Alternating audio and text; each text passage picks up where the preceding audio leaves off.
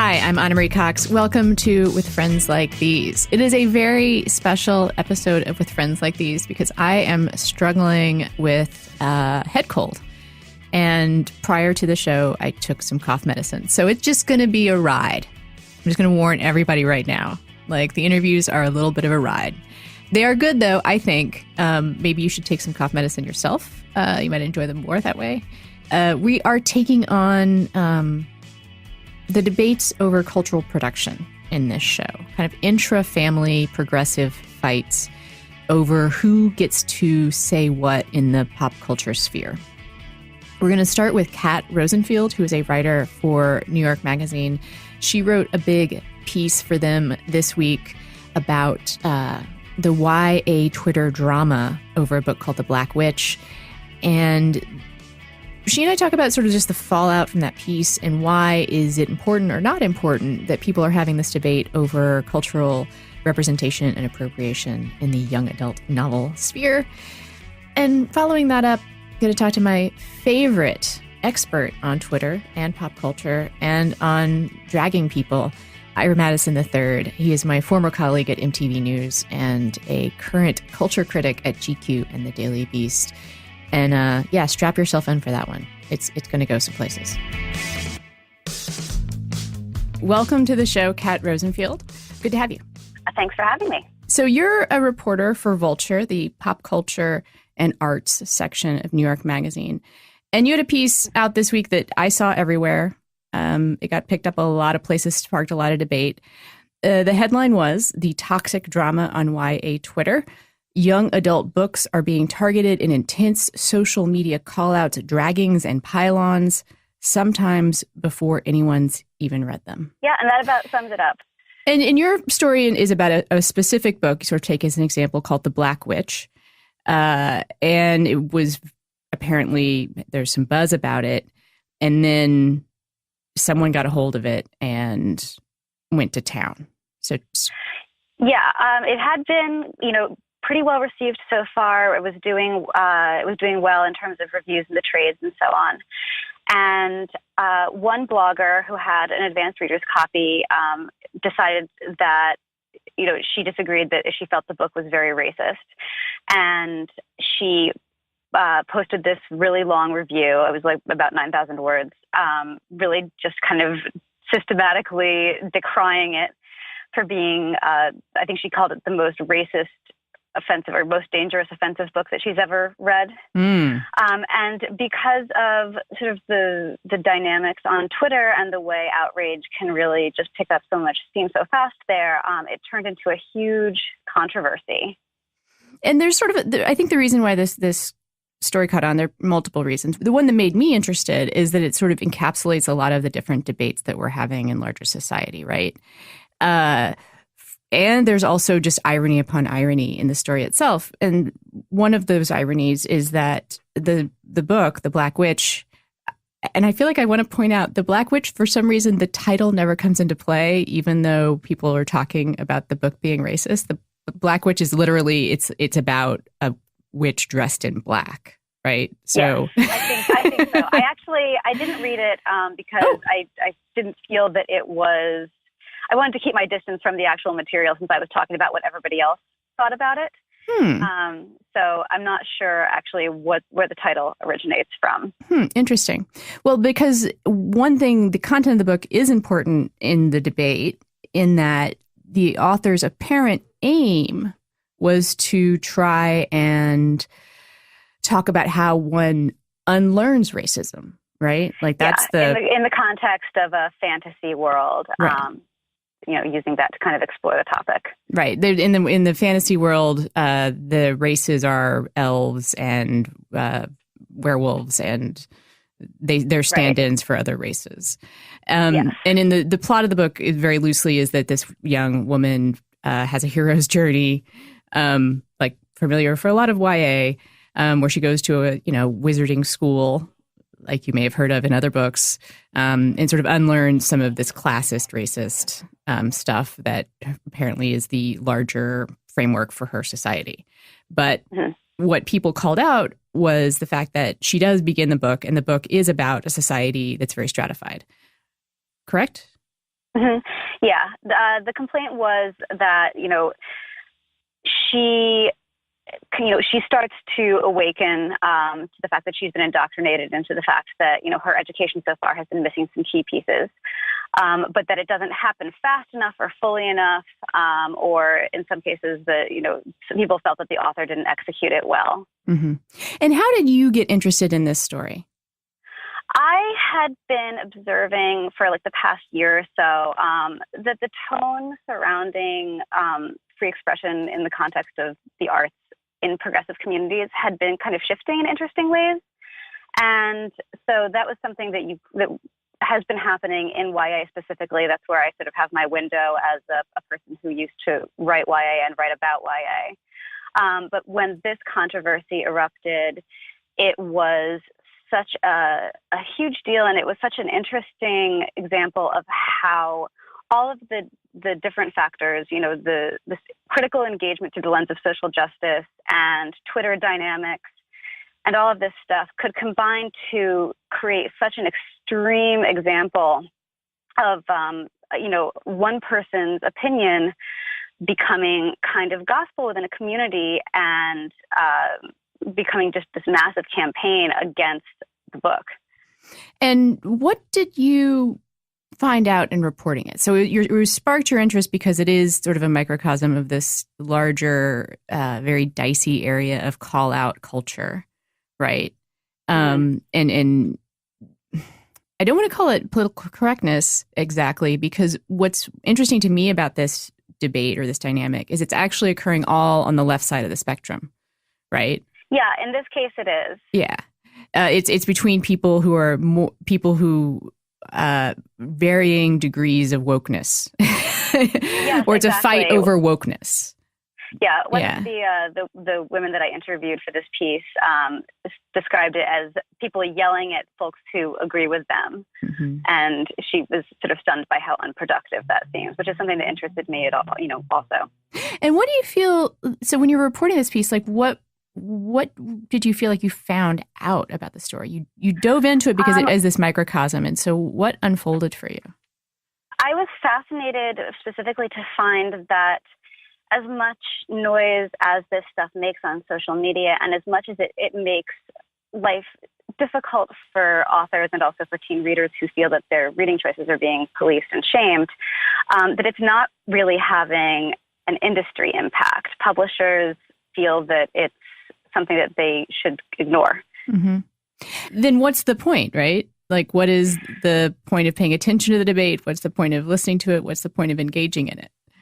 Yeah, I mean, except that, obviously people enjoy being outraged. It feels good to rail against something. But since the stated goal of a lot of these controversies or a lot of these campaigns is to improve diversity in young adult literature, it doesn't seem to actually be having that kind of impact. And so, yeah, I think, that is a good question. What is the point? Or, perhaps is there a better way to do this? I mean, I was struck, yes, by, first of all, it's very clear in your reporting two things. One is that people involved in these debates feel incredibly passionately about it, right? Mm-hmm. And they're high stakes debates, not in terms of whether or not the book gets published, but in terms of the emotional impact and the degree to which people feel like they can and can't express themselves. But it's a fairly small number of people who are participating. The other thing that's happening is the observers inside the industry are kind of like, diversity is important. That particular drama, we're just not going to participate. And in fact, with the particular book that you trace the arc of, it apparently had zero impact on that book. Yeah. I mean, I think that it changed the way that the publisher promoted it in some ways. I can't speak to that for sure, since Harlequin did not comment for this piece. Mm-hmm. But I think that in terms of, there was maybe less promotion happening online just because anybody who mentioned the book would be piled on by people, calling it racist. But in terms of the impact on sales, it doesn't seem to have been particularly significant. And there is this kind of Streisand effect of people, wanting to see what the controversy is about. And there are also people who observed the controversy and thought it was ridiculous and, bought books out of spite, which is another interesting aspect of it. And that's actually something I did want to mention to you and find out if you had a point of view on it, which is that there was a part of me as I was reading this story, fascinated though I thought, I wonder if this should have been raised to the level of attention that it got.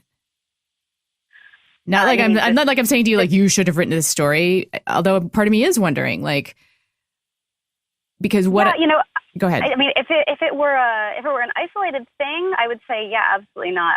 This is something that's happening in the industry, and I think it's really interesting, and it does in some ways speak to a struggle that's happening right now in publishing to improve diversity,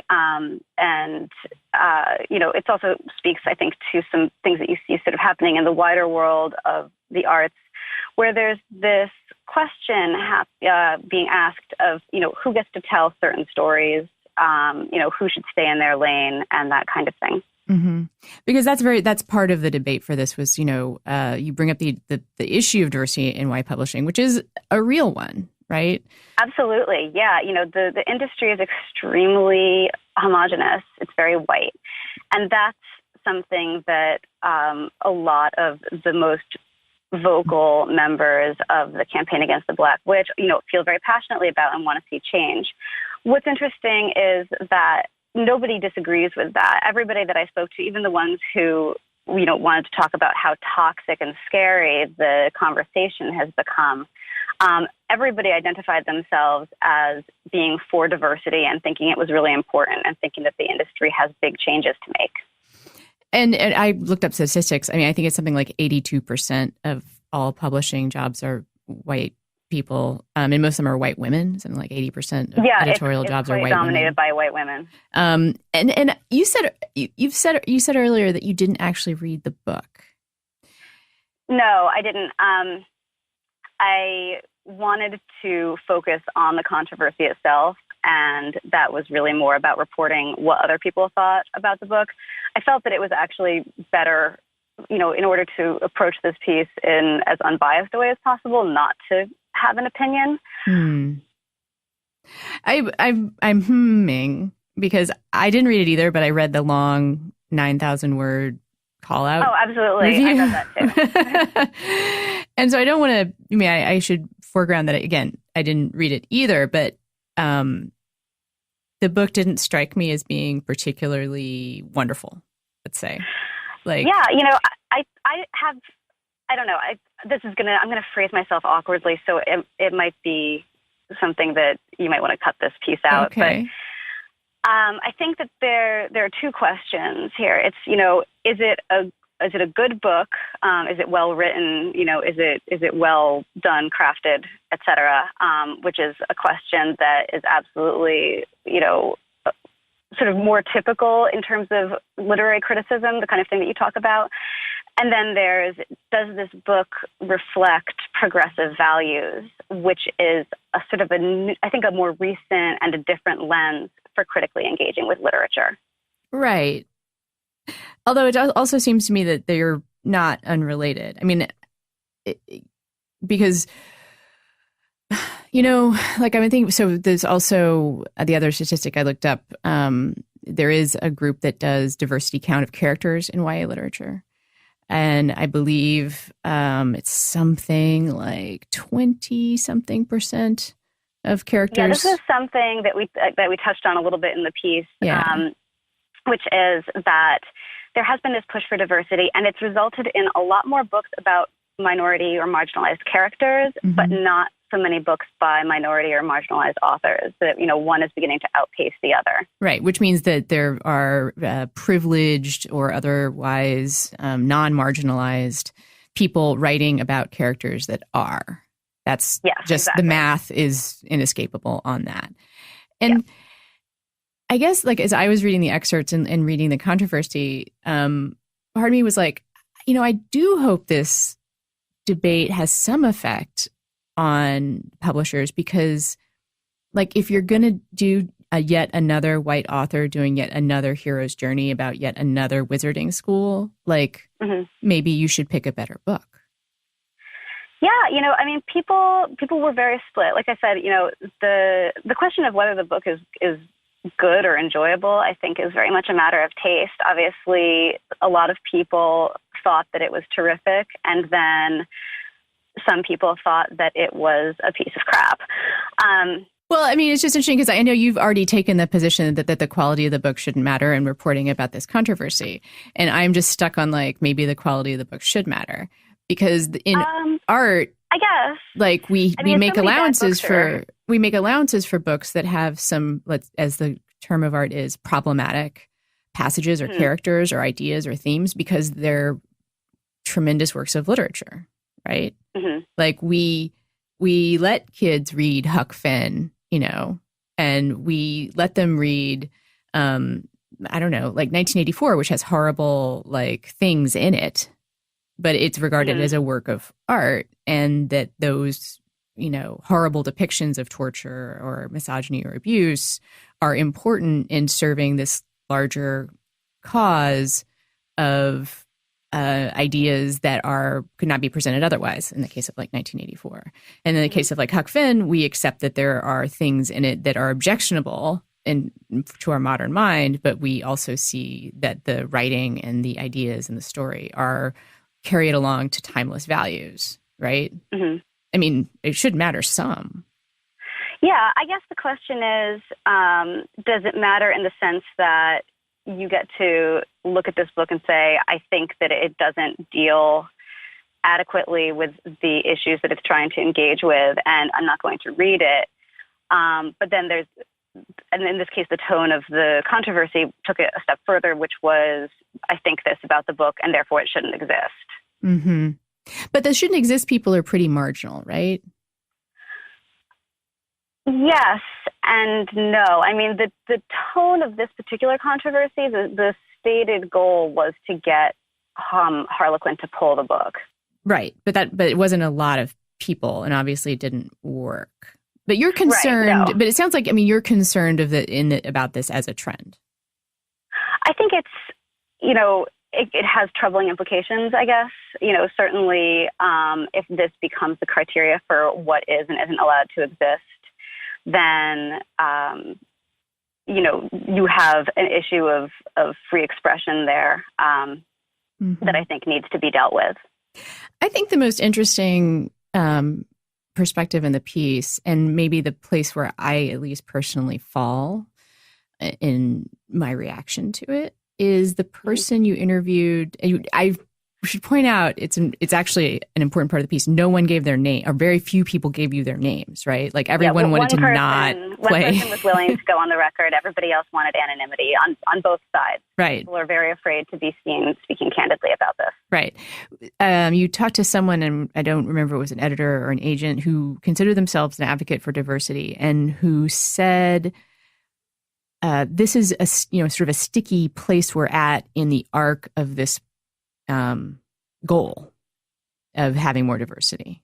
Like that's the problem here, is we're at this place where we've all decided that diversity is a value and progressive ideas are a value, but we haven't reconciled the entire giant machinery of publishing with that value. And so we're going to inevitably get some of these fights, and some of them might be, here's where my point of view comes in, some of them might be worthwhile. Some of these debates might have points that everyone can agree are important, or that the sins of the author are in fact worth calling out. And then some of them are going to be people calling out others over insufficient, wokeness that maybe seems somewhat trivial. But that's kind of unavoidable at this particular point in the publishing industry's growth, let's say. That seems to be what that person was saying. Yeah, I mean, this is the thing, it's the idea, and he was somebody who did feel that these books are harmful, which, is then, once you've got that framework going, then it's, it seems kind of like a no-brainer to say they're harmful and they shouldn't exist, because who wants something that causes harm out in the world?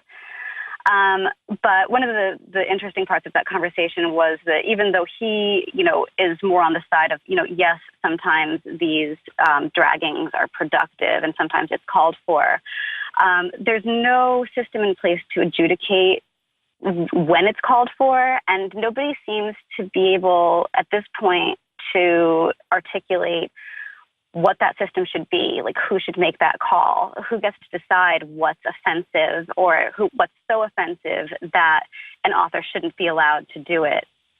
Mm-hmm. Well, is there ever, though? I mean, do we have that? There's no, I mean, that's the thing about, liberal democracy is we don't have official adjudication of that stuff. Exactly. It doesn't exist right now. But the future, that some folks seem to be kind of wanting to move towards, in which, it's a standard thing to say, no, this is too offensive, like it can't be published, it shouldn't exist. That idea is there for sure, but how to implement it hasn't been developed yet. And I'd be really interested, to see how they think that would work. Yeah.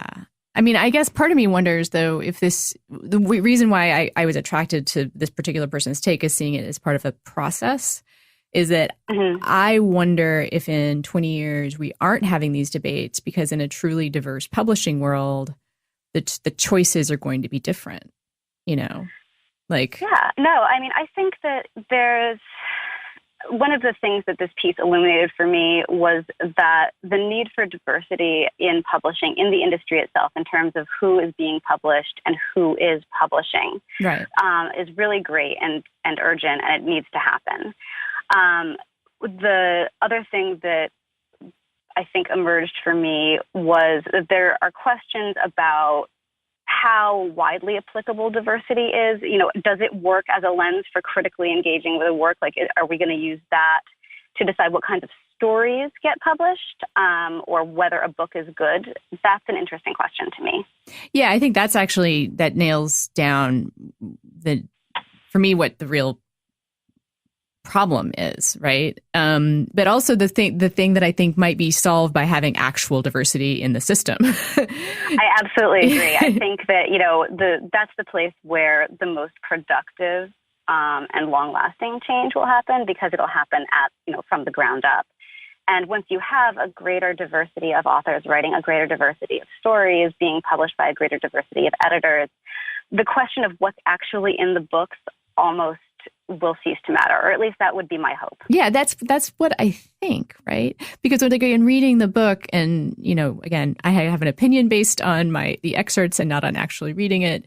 I wondered if a really diverse staff of people at a diverse publishing house would have picked it, this particular book. That's an interesting question. And not because it just wouldn't have resonated, because to be frank, it is the story, the slam on it from that blogger, that it's sort of a redemptive tale for people who feel good about being woke. It doesn't seem that far off. And I think people coming from a different angle may not have chosen it. It may not have been revelatory. The message of the book may not have meant that much. It's interesting because the most common criticism of the book from people who, engaged with it and, maybe didn't like it, but also didn't go so far as to say, this is the most dangerous, offensive book I've ever read, is that the message is just, it's heavy-handed. Trite. That's something. Yeah, that's something that we, I saw quite a bit. That was the most common criticism. Which again, and sort of, one thinks that so I would point out that maybe a publishing house with a different lens might not have seen the story as being an important one that needed to be told. I mean, but we'll see. One can hope. I mean, things are getting better, but they do just have this enormous hurdle. For those who haven't seen the statistics, white publishing has historically been very white, and continues to be, even though it's gotten somewhat better. It's been a decades-long issue that how white children's and young adult books are. Yeah, I mean, it's. I think it's in part a function of the fact that publishing is an industry that's located almost entirely in New York City and that pays very, very little. Mm-hmm. So the kinds of people who are going to, be able to clear that bar to, make a living or to survive in publishing on a publishing salary, are probably going to look a certain way. You're going to end up with a certain, demographic that's better able to keep those jobs. Yeah. I mean, it all comes back to this, to the means of production. That there is only people who are privileged can have the luxury of working in publishing.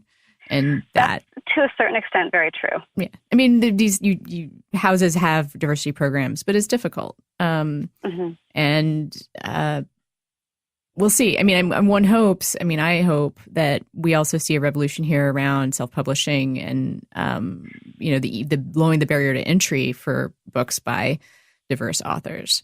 Yeah, absolutely. I hope personally that it will be that will happen simultaneously. That maybe there will be sort of movement in that direction on the self-publishing side as that becomes a more viable way to get your books in front of people, but also that publishing will fix itself and improve its the homogeneity of its ranks. But it won't fix itself without people complaining. So no, absolutely not. Yeah. And one hopes also just people will we're also both being, I think, maybe somewhat optimistic in that reading is a part of young people's future. I think they still read. I'm pretty sure they do. Oh, gosh, absolutely. Teens read. They do. They're some of the most passionate readers out there. Which is why they're having these debates. They have these debates because they care so much. There is a part of me that always wants to point that out. And when adults get interested in these stories about young people fighting over wokeness, like on PC debates on campus and stuff, I always want to point out part of it is just that they're young people. Yeah, they're young. What's interesting to me about the Black Witch is that, there were the people who were amplifying and, making this into the phenomenon that it was were absolutely teens. The people at the head of the campaign who, were originally pushing it out are all adults. And that's an interesting dynamic. Yeah, it is. Of course, that's also kind of what happens on campuses, too. But it's the young people's passions that get, inflamed. Get inflamed and make it seem so dramatic. Because frankly, like when you're under 25, everything seems really fucking important. It's very, very big deal. Everything. It's all very big deal. Everything's important. Because it is. To you, it is, right? I mean, like, that's the whole... Yeah, of course. And we could have a whole separate discussion about that's one of the reasons why YA literature is attractive to adults, probably, is because it is such a passionate genre, right? Like, every issue is life or death. Like, and it's chiaroscuro, right? Like, just all the things that we experience as adults, but written and portrayed in these fantastic ways that, call I think to that our may be passions. True. Anyway, thank you so much for being on. I look forward to seeing how this all plays out in the industry. And me too. I mean, I'm glad that it's sparked as many conversations as it has, and it'll be great to see what comes next. All right. Thank you so much, Kat. All right. Thank you. So many of us get our news from social media. In fact, this show gets its news from social media. This entire episode is basically about getting your news from social media. But we need more than just opinions and takes from our friends to stay informed. And that's why I read stuff like The New Yorker, The Atlantic, Vanity Fair, New York Magazine, established places that invest real money in real journalism. And you can get them all in one app. It's called Texture. With Texture, you get access to 200 plus magazines full of in-depth interviews and stories, all in the Texture app, right on your tablet or phone. The Texture app has gone beyond delivering just the magazine itself, too. They've made it easy to find and enjoy the articles you want to read, with daily recommendations, exclusive interactive features, videos, and more. I understand video is a big thing with the young people these days, but they also just have really good ways of experiencing the written piece without having to carry around tons of magazines. The Texture app is the easiest way to feed your curiosities, with top stories and new and noteworthy sections updated throughout the day. And Texture just makes it easy to love magazines. Vanity Fair, like I said, Rolling Stone is on there. I also use it to read decor and food magazines, which are the kinds of things that I usually just pick up once or twice, but don't really subscribe to. And I can do that with Texture. Texture is searchable, which is especially nice, again, for those decor and recipe magazines. You can mark what you like, check out back issues, view bonus video and content, and they even curate articles in magazines just for you or whoever you're giving Texture to this year. Texture is normally $9.99 a month, and you get to over 200 magazines. But if you sign up right now at texture.com/friends, you get a 14-day trial for free. Why subscribe to just a couple of magazines when you can have all your favorites on your smartphone or tablet all the time for way less? Plus, Texture was selected as one of Apple's top 2016 iPad apps.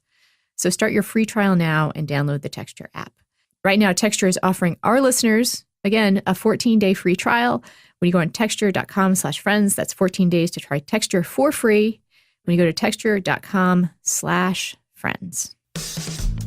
So, I get introduced with your new title, Ira Madison III, a culture writer for the Daily Beast and GQ, formerly of MTV News, my colleague, Ira Madison III. How are you? I'm good. Good. So I wanted to have you on as a culture critic and expert on Twitter tempests and teapots and elsewhere. And the former, your old column, Delete Your Account. So I feel like you're someone to bring on to talk about both cultural production and weird social media catfights. You're perfect to talk about this YA novel Twitter debate. Drama, right. That is the word, drama. So we talked to the author of the piece and her kind of, giving us the lay of the land. And she was pretty careful to not have too many overt opinions on this, like a good reporter. To me, what's most interesting about this debate, and it's something because it's something you and I have talked about in the past, both on this show and as pals, is that this is a debate that's largely taking place among people who have the same stated goals, right? Mm-hmm. Like in general, it's a fight. It's an intra-left fight. People who want to be progressive, people who want to be doing the right thing. I think every single person involved would say that they want equal justice and they want diversity and they want all these things. And the tension comes from a group of people who are saying you're not doing enough. But even more than that, so there's an extreme side of this of this sort of debate that says not only you're not doing enough, but what you are doing is harmful. And that is maybe a place where I feel like I diverge a little bit. And maybe this is where we can get into the larger point of when white people try to do the right thing and it's not good enough. Because to me, I guess that's to me the headline on this story, and why I was attracted to it. Because as you know, that's something that I think about a lot, is that white people trying to do the right thing and it's not enough. And they get really defensive and protective about it. Is that what you see going on here? Somewhat. What's funny to me about all of this is that there's so much talk about protecting teenagers. We have to keep the book from the teens. What about the children?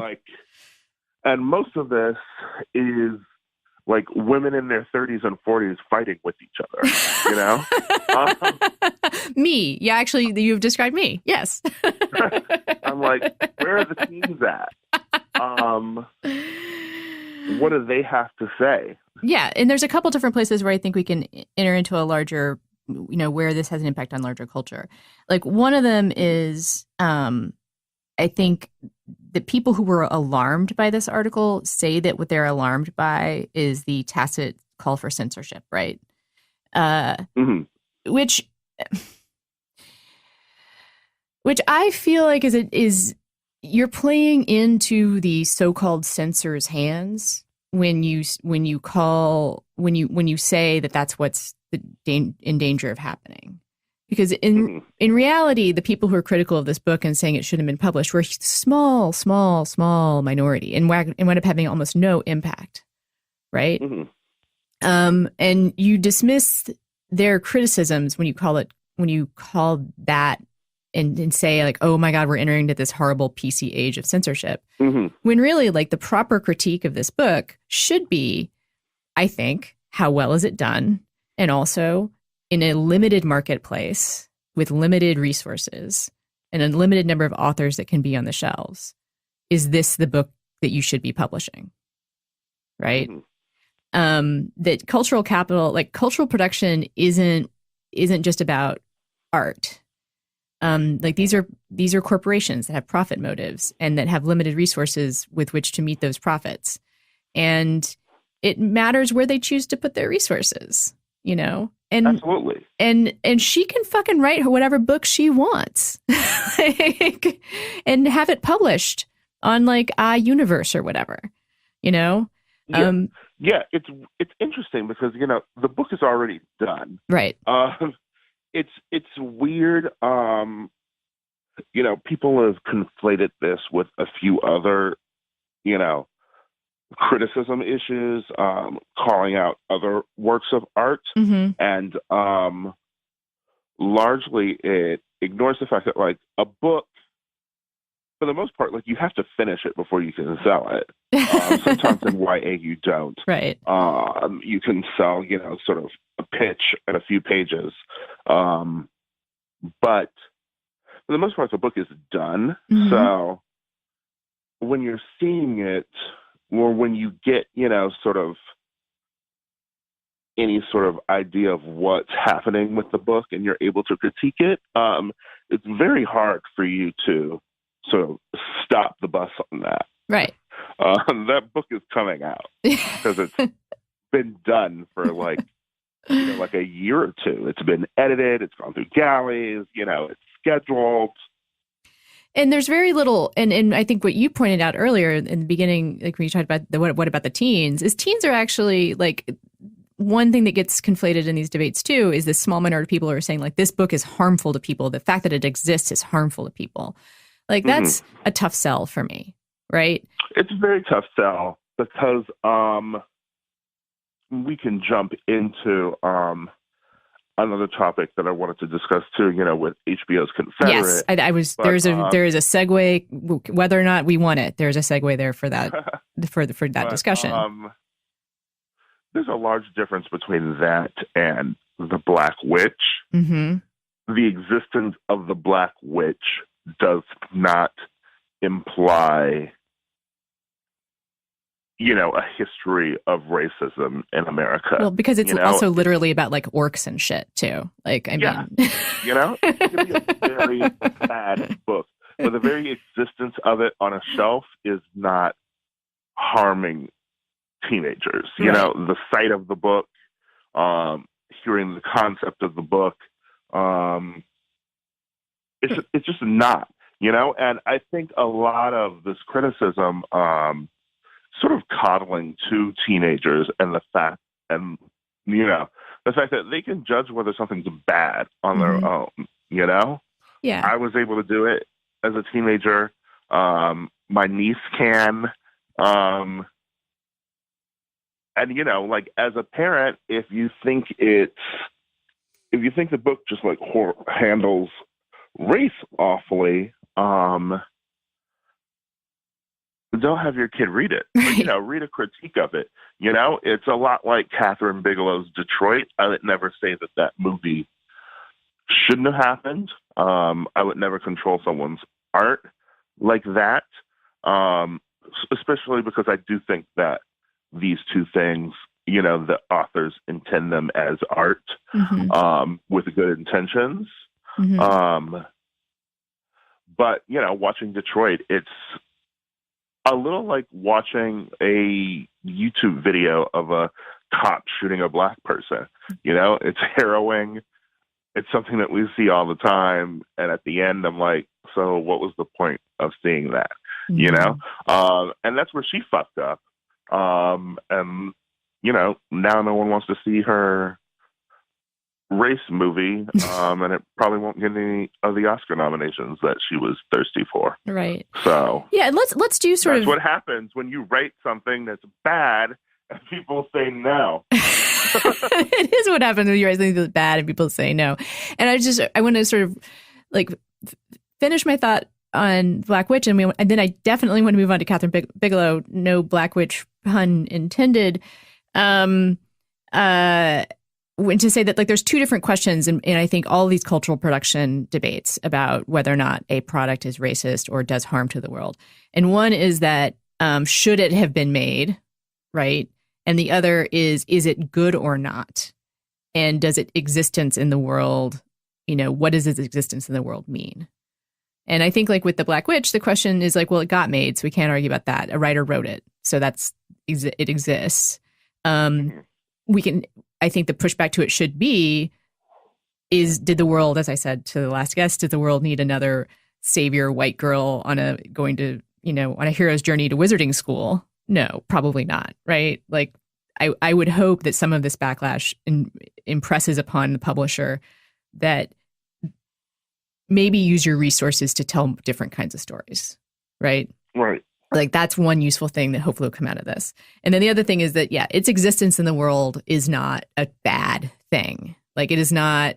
It's kids, for one thing, are more resilient than you give them credit for. And two, it is about fucking fairies. Like, and I mean actual fairies, by the way. Yeah. Like, with wings, But the debates over Confederate and Detroit intersect here. Because those things engage in some of the same sets of questions, but I think my answers to the questions are different because the products are different, right? Mm-hmm. Do you want to do Detroit or Confederate first? We can do Confederate. Okay. So for people that don't know, if you have been, as I have been for the past week, I have been on a Twitter fast, but I couldn't escape this. Have you? Yes, I have. I actually have. I have not posted to Twitter since the end of July. What brought this on? Well, I realized I was just wasting a lot of time, basically. It was not like a big, ideological stand or some kind of statement about our current cultural climate. It was more that I think I'm getting a little addicted to the quick hit. Oxytocin that you get from getting immediate feedback, not having a permanent writing gig myself, and having an outlet for longer form writing. I found myself kind of like craving feedback on Twitter more. And I'm like, you know what? That's not so good. Like, I should not. Fair. Yeah. I should like take a break from this so that I can like reacclimate myself to the normal situation of most people in the world, which is that you don't get immediate feedback on every like dumb thought that you have. You don't. So, yeah, I know. Like, and it's really the one thing I've learned about this is that like every dumb joke I want to make, like someone else is probably going to make it. Like, I have actually one joke that I will share here that I did not see on Twitter, that I want to make, which is that, so those transcripts, the Trump world leader transcripts, the one with the Australian Prime Minister Turnbull, where he like tries to explain Australia's immigration policy like 17 times to Trump, and Trump just keeps on not getting it. Like, my one joke was going to be like, what you don't see in the transcript is Turnbull making jerking off motions and rolling his eyes, because I think that probably did happen.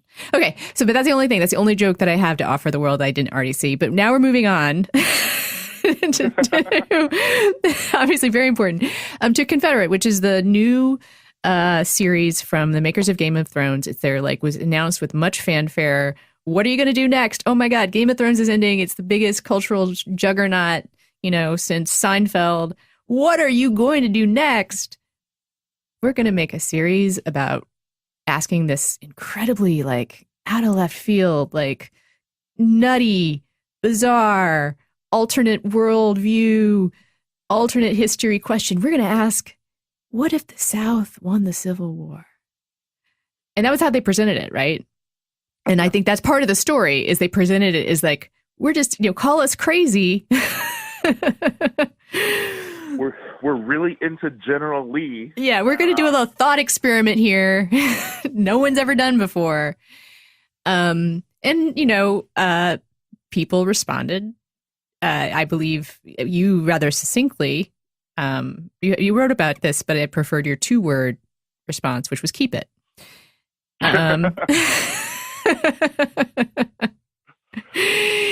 Sometimes that's all the criticism you need.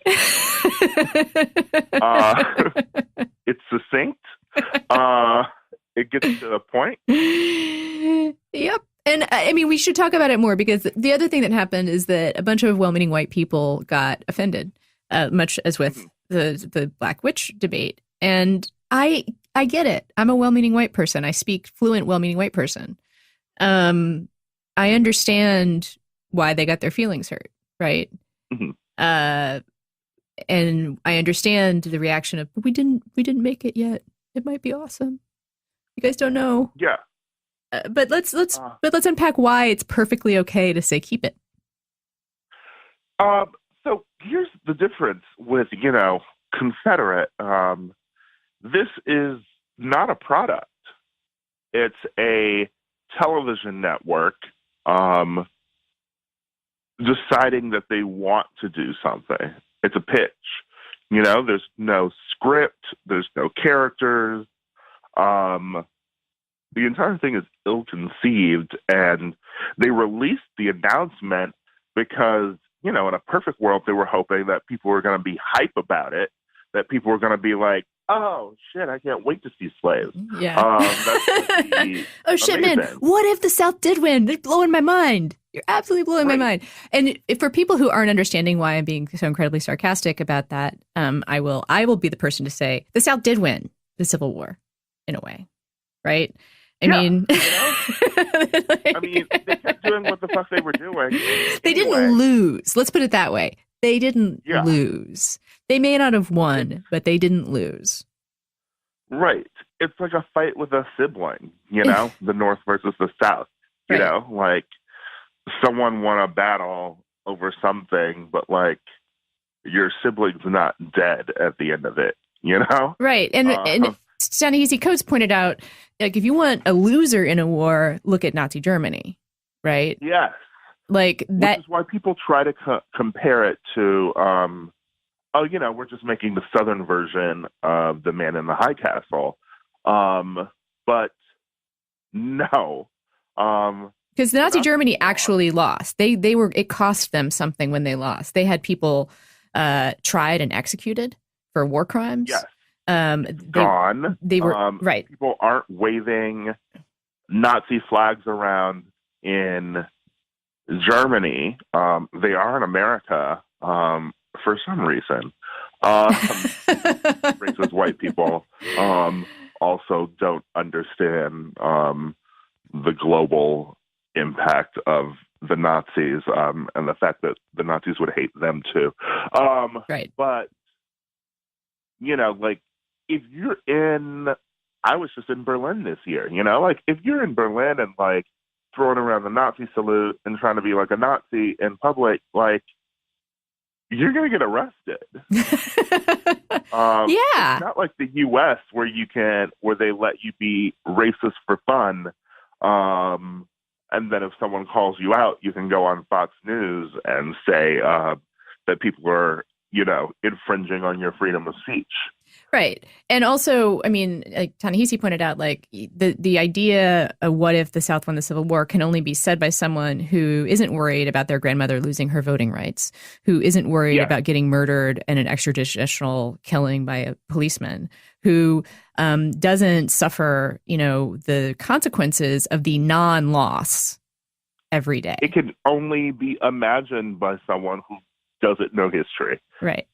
Or who experiences history as a white person, right? Yeah. Who they're like, oh, it's over. I read it in a history book in the North. And it's such a specific white person, too. Like one who grew up with a specific set of learning history, Because a white person like in the South would not have had this idea just because their inclination wouldn't be, like, what if the Confederacy won? Because they live there. And the Confederacy is alive and well. I mean, there's I sent you an article before the show started about how the next governor of South Carolina calls herself a daughter of the Confederacy and thinks that we should be able, we meaning they, should be able to use the Confederate flag. There's a senatorial candidate in Virginia who basically ran on keeping Confederate monuments. I mean, and our fucking Jeff Sessions is Attorney General. Like, you know, like the Confederacy is alive and well. You don't really need to imagine that much. Yeah, they love talking about it. And the other thing I think that's a really important point of distinction between this and the Black Witch, debate is that I looked this up. In 2012, which is a long time ago, there were 10,000 young adult novels published by mainstream publishers of one sort or another. I imagine that number has grown because that business is booming. HBO has 3 hour-long dramas that it produces. So Confederate is just a bigger thing than the Black Witch, you know? But if the Black Witch could get published, it could be on a shelf and no one would see it. Mm-hmm. There's so many books. Right. And it's a choice of like, it's going to be a multi-million-dollar investment for HBO, right? But this involves HBO casting, right, writing scripts, doing a huge marketing campaign, making Black actors have to be slaves. You know, like there's a lot involved in what it would take to actually make Confederate happen. Mm-hmm. And what a lot of people don't just realize, you know, is that like, this is about business, you know? Mm-hmm. HBO made a business decision and now people are like, we don't like that is the decision and we're not going to give you our dollars.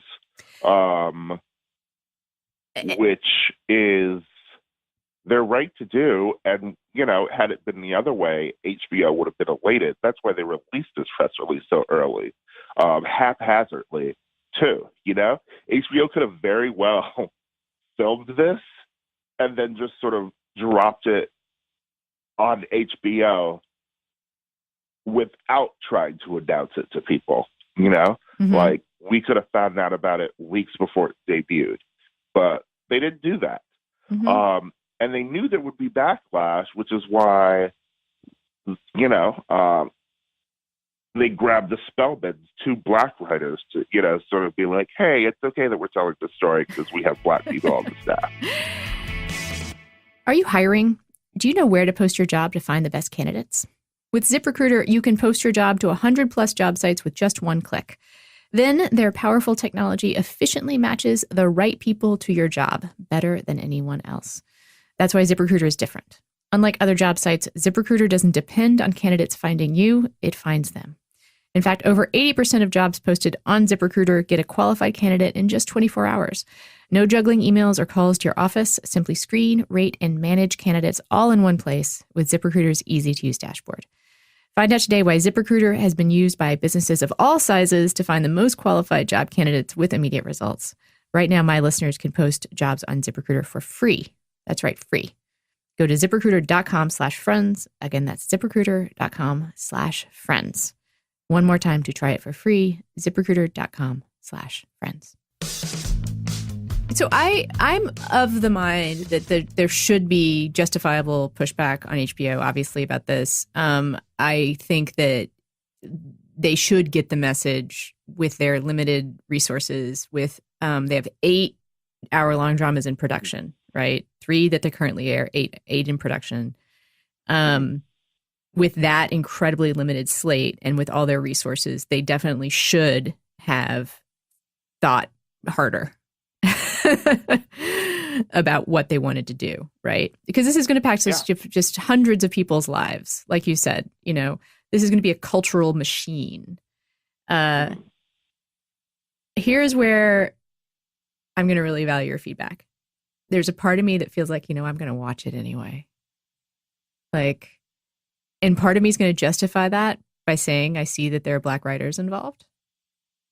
Mm-hmm.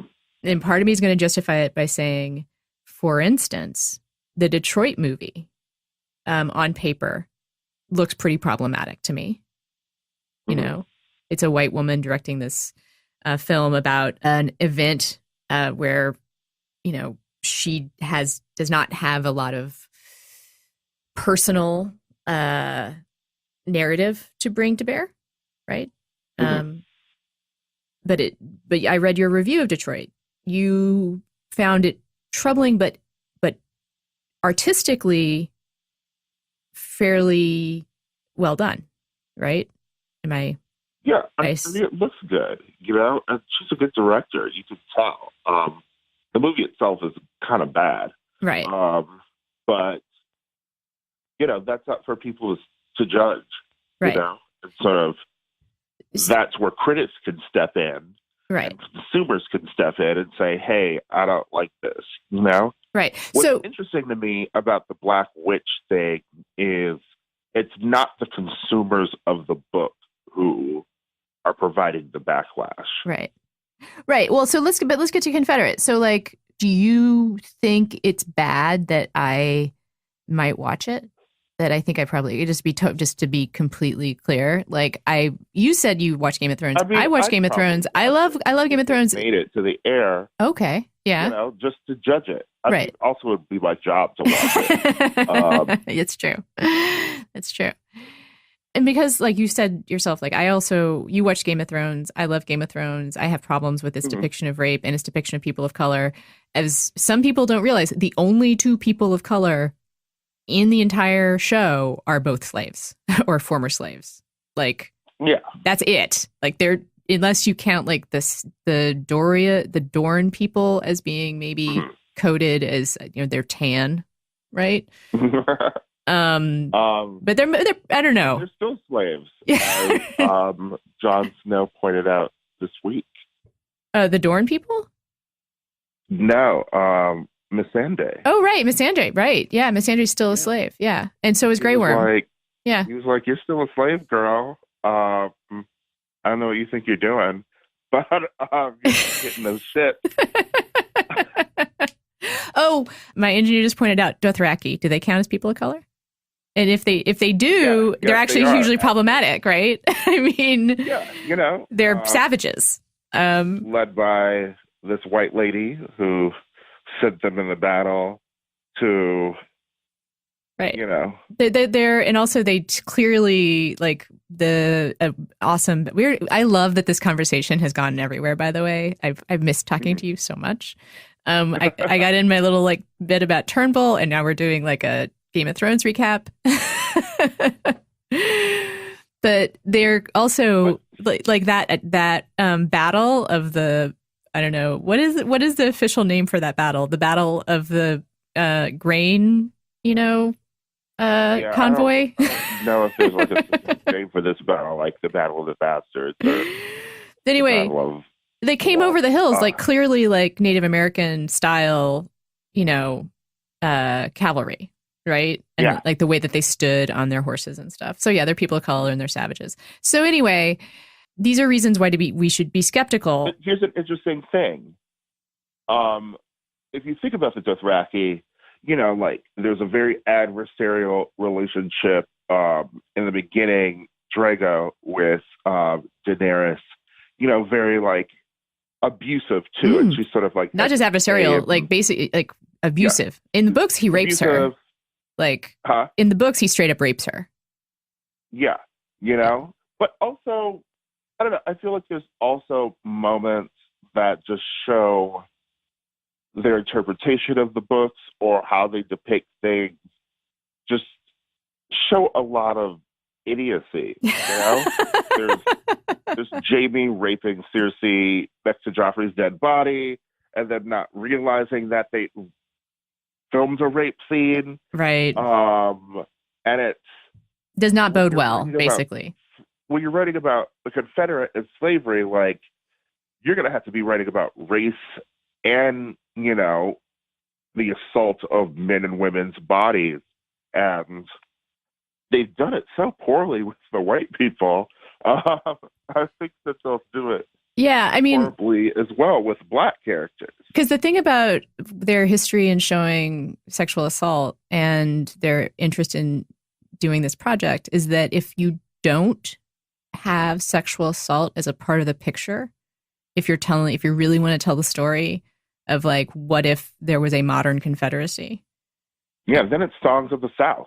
Right. So it has to be in there. But with their track record, it's sort of horrifying to think how it will be portrayed. Yes. Right. Like, it's, I mean, and then, so, I mean, I think that one thing that I get concerned about when we sort of have this intra-family squabble on the left over things like this, because it does sometimes turn into that with a bunch of, well-meaning white people saying, but we're well-meaning. There is the cry of censorship. And that's not that's not, I think, what the most of us who are critical of this production are asking for. We're not asking for censorship. Mm-hmm. We're asking for... It's not censorship. Yeah, it's not, and also it's not censorship, right? It's literally not censorship, too. That's that is an important point. So many people like to throw around words, too, that, like, they don't even know what they mean anymore. Right. And it's, but that's not also what we're calling for. We're like, you decided, you wanted to pitch this show to us and be like, this is going to be the greatest thing since Tony Soprano was, going to therapy and being a mobster. But we were like, no, we don't want it. Also, it's consumers responding, Mm-hmm. Mm-hmm. So it's no different from like a company like Coca-Cola being like, we're going to release a avocado flavored soda, I totally that's what's going to be my idea too. Avocado Coke. You don't want that. Probably wouldn't release it, Right. Or, I mean, and then there's like, I mean, if you really want to push the metaphor, there's like, okay, release it and it might be bad and we might tell you it's bad. And it might, there's, I guess there's a chance, and what I'm, where the metaphor. Gamble your money. Right. And I guess where I sort of come out on the other side of this, to continue the metaphor, is that they're going to go ahead and make it. We know they are, Yeah. Like they are. And it might be okay, I guess. Like it, against odds, against the track record. I'm sure it'll look good. It'll be gorgeous. And but what we want, I go ahead and say we, like, is for HBO to make different choices. Right? Mm-hmm. I mean, that's like the goal here. It's not censorship, which again, people don't even know what that word means anymore. It's like we were rooting for you, HBO. Learn from this and grow. Yeah, right. And then they could. I mean, Ira begged yelling at HBO about how I was rooting for them. And here they go with this dumb show idea, because it also just shows, like, as a business, like, what are you doing? Like, you're going to air the slave drama right before the new season of Insecure? Right. Which you like. You're a big fan of that show. I love Insecure. Yeah. I have not actually seen it, but I am told that it is very good. And it is part of what is a little bit of a mini trend of Black female characters getting to have their own stories and getting to have their own comic stories, right? Which is somewhat unusual. Yeah. I did an interview with Tiffany Haddish last week. And she's great. She totally charmed me. I was like, I wanted to be her friend after we got off the phone. By the time we got off the phone, I wanted to be her friend.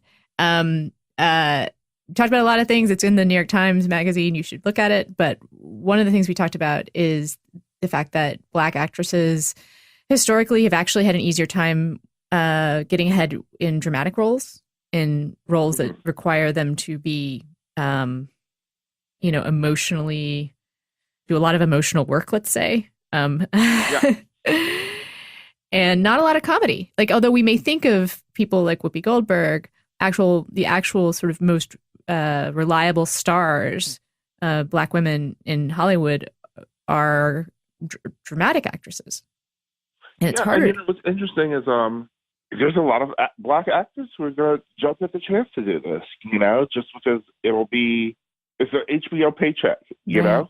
Right.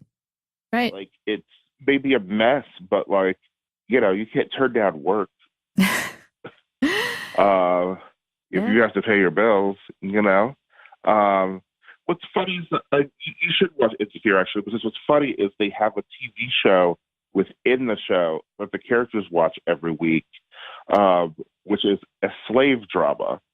It's sort of like a parody of the show Underground, which was on WGN until it was canceled after 2 seasons. WGN decided that they aren't going to make TV shows anymore. It's not like it didn't have the audience and it wasn't good. WGN was just like, we're tired of this scripted TV thing. But it was a very good show by a Black woman about the Underground Railroad. And it had nuance, and it had beautiful roles for Black people. It started on Legend as Frederick Douglass, who I understand is being heard of more and more. But Insecure has a parody of that show that everyone watches, which sort of feels like what Confederate will be. You know? Like a lot of furtive looks between like white slave owners and Regina Hall playing one of the slaves. It's very funny. Okay. Then we should support imagine the mess that Confederate will be from that parody.